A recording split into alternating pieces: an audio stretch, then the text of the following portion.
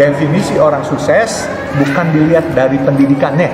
Oke, terus? Ya, saya nggak punya gelar akademis, ya kan? Saya cuma SMA doang, gitu. Tetapi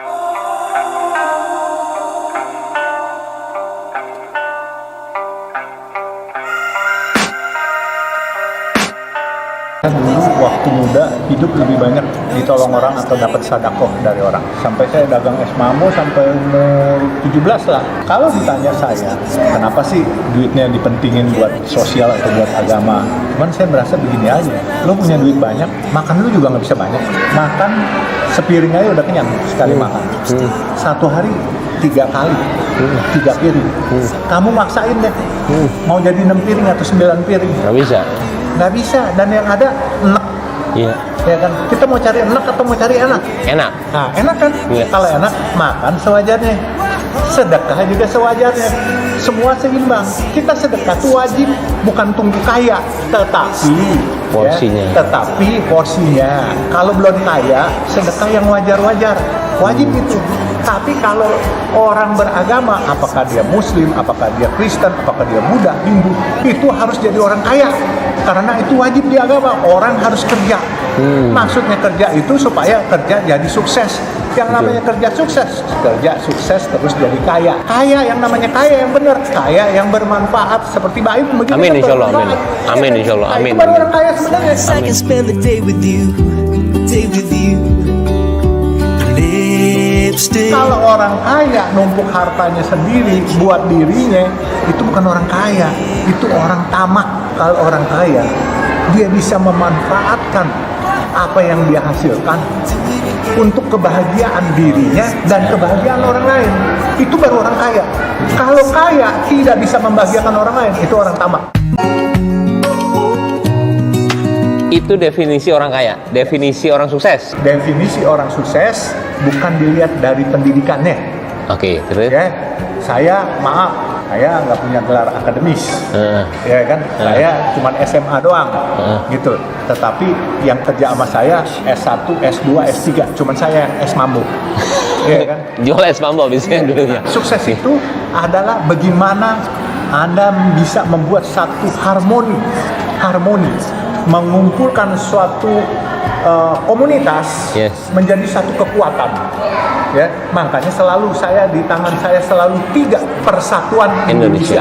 Karena buat saya NKRI harga mati. Persatuan harus harga pasti.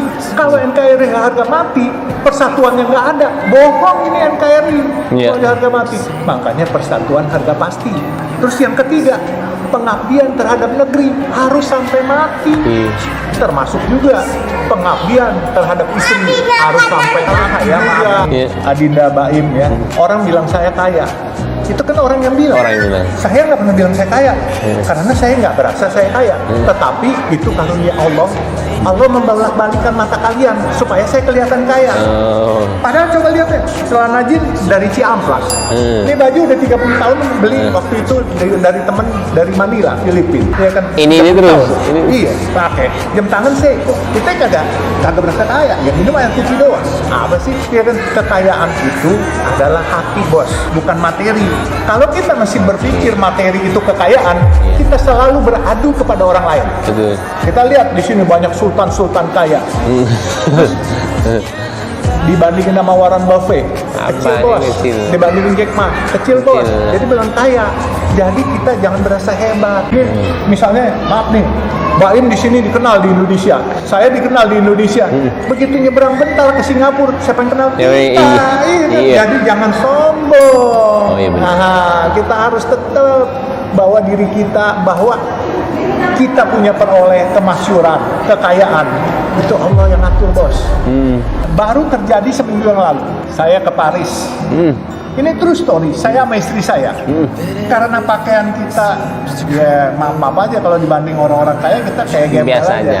Bukan biasa, gembel, emang gembel. Malah gembel. Iya, saya di sana, saya di Paris, saya lipat celana saya begini, saya masuk ke rumah makan. Pelayannya pakai dasi kupu-kupu, pakai jas. Terus kita duduk. Diusir. Bukan diusir, sebelumnya nggak diusir. Dia melihat kita sudah melihat sebelah mata. saya pesen. Rupanya dia bilang, nggak bisa pesen ini doang. Nah, saya baru makan, kenyang kan. Saya bilang, saya pesen lagi deh, yang lain minuman apa? Nggak boleh. Terus saya ngadep orangnya, rupanya bukan ngadep orangnya, ngadep jendela. Rupanya pelayannya lagi ngedumel berdua orangnya, yang saya nggak lihat. Saya tuh ke WC, saya bilang ya udah kalau nggak dikasih nggak apa-apa, saya numpang ke WC. Saya keluar dari WC, istri saya di depan udah nunggu saya. Dia bilang ternyata di sebelah sini kita boleh. Terus dia bilang saya marahin orang tadi. Apa yang kamu marahin? Kenapa? Saya bilang gitu. Enggak.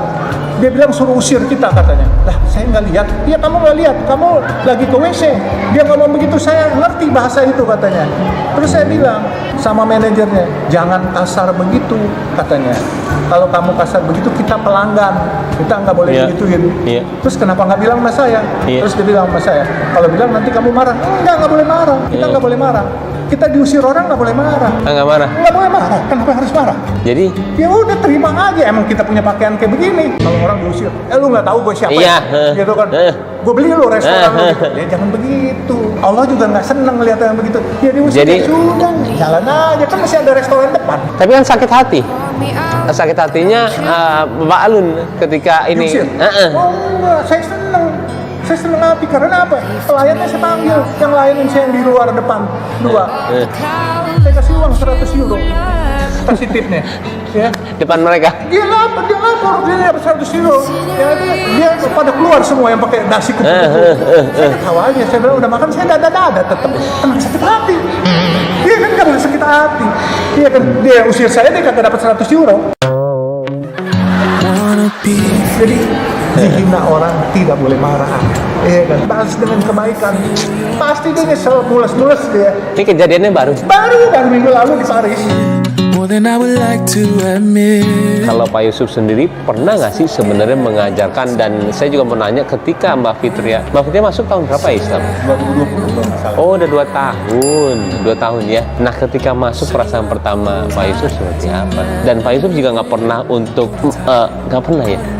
Tidak pernah. Saya tidak pernah memaksa anak-anak saya untuk masuk Islam ataupun masuk Kristen ataupun masuk Buddha. Tidak. Saya membebaskan. Anak saya itu Fitri itu padahal waktu dia umur 3 tahun atau 4 tahun, karena dia punya pengasuh, susternya dia itu seorang muslimah yang taat, itu sudah dipakai mukena dia sebenarnya. Iya, jadi ada foto dia waktu umur di bawah 5 tahun itu dia pakai mukena sebenarnya. Itu nggak mengerti bahwa dia akan masuk Islam. Nah saya juga kaget waktu dia bilang dia mau masuk Islam, tuh percaya dan tidak percaya saya bilang, merinding ya. Saya bilang, what? Kamu mau masuk Islam? Kenapa baru sekarang? Saya bilang begitu, Pak. Saya nanya. Berarti umur berapa, Maaf? Pasti umur berapa? 2020 itu? 35-an. Masih muda ya? Terus pas Pak Yusuf dengar? Saya bahagia, terharu, dan kaget. Sampai saya begitu udah kelar ngomong sama dia, saya suka gini saya. Gue mimpi nanti gitu. Saya bilang masuk sakit juga. Berarti sadar nih gue nih, bukan mimpi gitu.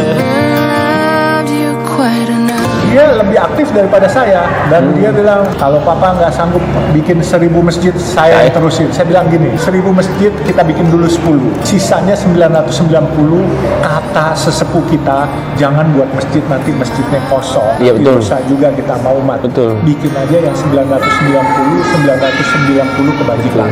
Betul. Misalnya bangun irigasi, bangun jalanan, bangun jembatan, bangun saluran air, pompa atau apa, itu diganti ke situ. Nah kita sedang memodifikasi, tapi saya waktu saya gini, oke 1000 saya nggak buat dulu, saya bikin 10, baru sisanya 990 yang kebajikan. Karena apa? Saya baru buat alhamdulillah, baru buat iman. Alhamdulillah. Saya harusnya manggilnya Om sih, karena temennya Papa. Saya sampai kaget tadi. Iya, Ibu Mantara. Saya dulu sama Papa Yu kalau ketemu saya paling ingat Bapak Yu yang alum sini rantainya gede. Ada ini. Rantai salam ya buat Bapak. Iya. Berarti mu'alafnya itu saya tahun 81. lebih ke arah agamanya karena diajarin apa karena tahu sendiri? Tahu sendiri. Saya nggak ada yang ngajarin. Dari melihat orang atau dikasih wejangan-wejangan, ya sering. wejangan Dari guru-guru.